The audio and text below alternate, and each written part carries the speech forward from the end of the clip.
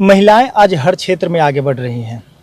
अगर बात की जाए तो महिलाएं खेल कूद से लेकर के तमाम चीज़ों में आगे बढ़ कर के देश दुनिया का नाम रोशन कर रही हैं।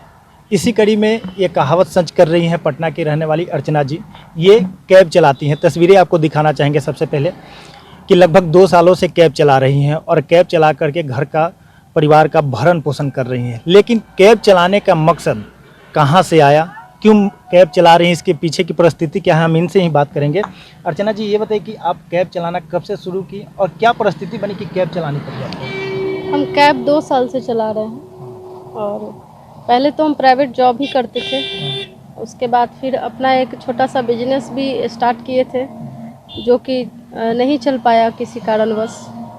तो फिर हमने यह गाड़ी लिया लोन पे और तब से हम कैब चला रहे हैं। और मेरे बच्चे हैं 4, तो उनका पढ़ाई लिखाई, उनका पालन पोषण करना है, तो इसलिए ऐसा स्थिति बना कि हमें कैब चलाना पड़ रहा है।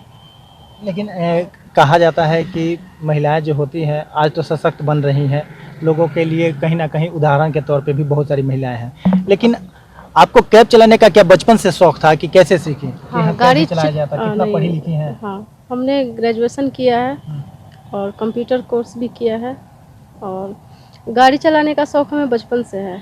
बाइक हो या कार हो, बचपन से ही शौक़ रहा है गाड़ी चलाने का। तो जो मेरा शौक़ है उसी को हम अपना कमाई का जरिया बनाना अच्छा समझे कि अगर हुनर है तो क्यों ना हम इसको अपने पेशा में शामिल करें, अपने हुनर को। तो इसलिए हमने गाड़ी चलाना फिर शुरू कर दिया। तो ये कैब का सपना कैसे पूरा हुआ? कैब को कैसे आपने लिया? जैसे कि आपने बोला कि बिजनेस भी किया था, कोई जॉब भी की थी आपने, तो जॉब के बाद बिजनेस करना, बिजनेस के बाद कैब चलाना, कैसे आपने कैब गाड़ी कैसे खरीदा? बहुत सा 3-4 प्राइवेट सेक्टर में काम किया है हमने। उसके बाद फिर हम सोचे कि क्यों ना अपना कुछ बिजनेस किया जाए। तो मसाला का स्टार्टअप किए हम पहले, फिर पैसों का दिक्कत हुआ। उसके सेटअप के लिए कम से कम तो 10 लाख चाहिए ही था। उद्यमी योजना का एक लोन का स्कीम निकला था, उसमें हम प्रयास किए थे कि लोन मिल जाए, लेकिन हो नहीं पाया। तो फिर उस काम को हम बंद कर दिए और फिर जो भी कुछ मेरे पास था अमाउंट, उसी से हम गाड़ी निकाले लोन पे। और तब से फिर उसके बाद फिर ओला उबर में टैग किए, फिर टूर एंड ट्रैवल वाले से संपर्क किए और भी आसपास के अगल बगल में और अपने कांटेक्ट से सभी को, रिश्तेदार में भी सभी को फिर हम अपना प्रचार किए कि भाई कहीं भी किसी को आना जाना हो तो हमसे संपर्क करें, गाड़ी बुक करें। हम सभी जगह आना जाना करते हैं, पूरे बिहार भर में आते जाते हैं। अब यहाँ सवाल ये उठ रहा है कि आप महिला होकर के कैब चला रही हैं, पैसेंजर को लेकर के जाते हैं, उसमें महिला पुरुष भी रहते होंगे, तो क्या मन में डर बना रहता है? हाँ, शुरू में तो डर तो हर काम में लगता है शुरुआत में, लेकिन ऐसा नहीं है कि सभी लोग मतलब ख़राब ही बैठे, नहीं, सभी लोग मेरे साथ जो भी लोग अभी तक बैठे हैं, सफ़र किए हैं, सब अच्छे लोग ही मिले हैं। तो ऐसा कोई डर वाली बात होती नहीं है। मतलब महिलाएं बहुत कम जो है गाड़ी चलाती हैं, वो भी पैसेंजर गाड़ी। आप चला रही हैं। बिहार के बारे में तो आप जानते हैं, बिहार के ही रहने वाली हैं, तो ये कहा जा रहा था कि बिहार का माहौल ठीक नहीं है। अब कितना चुनौतीपूर्ण? हाँ, चुनौतीपूर्ण तो है। बिहार में बहुत ही ज़्यादा चुनौतीपूर्ण है। व्यंग लोग करते हैं, ताना देते हैं और सभी का अपना अपना सोच है। कुछ अच्छा भी कहते हैं, कुछ गलत भी कहते हैं। तो व्यंग करने वालों पर और गलत कहने वालों पर ध्यान नहीं देना चाहिए। जिसको जो कहना है वो तो कहता ही रहेगा। बस इन सब बातों को अनदेखा करके अपना काम करते रहे, सफलता ज़रूर मिलेगी। आपको रोड में कितने महिलाएं मिलती हैं? लगभग आप तो चलती होंगी रोड में और आप बिहार से बाहर भी गई हैं, नेपाल भी गई हैं, तो आप रास्ते में कितनी महिलाएं मिलती होंगी जो आपको भी लगे कि देखिए मेरी जैसी है, चला रही हैं, ऐसा कुछ आपको फील हुआ? हाँ, महिलाएं मिलती हैं जो गाड़ी चलाते हुए हम देखते हैं। लेकिन बिहार की कम होंगी? हाँ, बिहार में उतना नहीं देखे हैं। हाँ, नेपाल में देखे हैं। नेपाल में एक दिखी है जो मेरे जैसे ही वो कमर्शियल गाड़ी चला रही थी। और बाहर के देश में तो चलाते ही हैं। बिहार में वैसे हम अभी फर्स्ट है। बिहार में कमर्शियल गाड़ी अभी तक हमने नहीं देखे चलाते हुए महिलाओं को। आप कई महिलाओं के लिए उदाहरण के तौर पे हैं।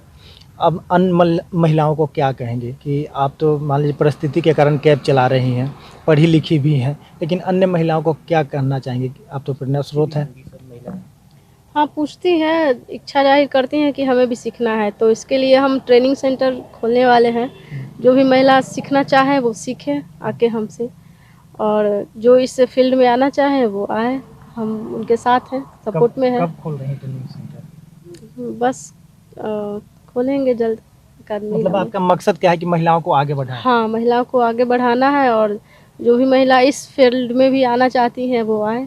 और एक हम अलग अपना महिलाओं का टूर एंड ट्रैवल का अलग ही एजेंसी रहेगा, तो वो ज़्यादा अच्छा रहेगा। महिलाओं को यहाँ वहाँ आने जाने के लिए ज़्यादा सुविधा रहेगा।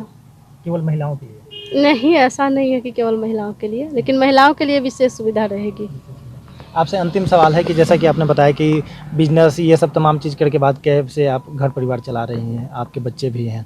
एक सवाल ये मन में आ रहा है कि रात्रि के समय में अगर कोई कॉल करता है बुकिंग के लिए, तो उस परिस्थिति में आप क्या करती हैं, क्या कहती हैं? रात्रि के समय में ऐसा नहीं है कि अननोन अनजान आदमी के साथ तो नहीं हम एक्सेप्ट करते हैं। हाँ, अपना रिलेशन में है, फैमिली में है, जान पहचान के हैं, तो कहीं जाना आना हो तो हम जाते हैं। एक अंतिम सवाल और है कि आप रास्ते में माने राज्य से बाहर भी गई हैं, लेकिन कहीं ऐसा कभी परिस्थिति बनी कि आपको मन में डर हुआ हो, चाहे कुछ ऐसी कुछ घटना हुई हो? नहीं, ऐसी कोई घटना नहीं हुई है, इस तरह का कोई डर नहीं हुआ। कोई डर नहीं? नहीं नहीं। पैसेंजर जो भी हो हाँ, उनको नहीं, गंतव्य तक पैसेंजर पहुंचाते भी जो है सब ठीक ही मिलते हैं, हैं? प्रतिदिन क्योंकि जान पहचान के ही होते हैं और किसी न किसी कांटेक्ट से ही मिलते हैं। टूर एंड ट्रैवल वाले भी हैं तो जान पहचान के ही हैं, वो भी किसी को भेजते हैं मेरे साथ तो अच्छे लोगों को ही भेजते हैं। अच्छा, प्रतिदिन अर्चना जी से अगर जानना चाहेंगे प्रतिदिन इस कैब से कितना कमा लेते हैं जिससे कि घर परिवार चल जाता है? देखिए, इस पर तो हम इतना कहेंगे कि हाँ, इस विश्वकर्मा भगवान की का कृपा है कि इतना हो जाता है कि मेरे बच्चों का पालन पोषण हो जाता है।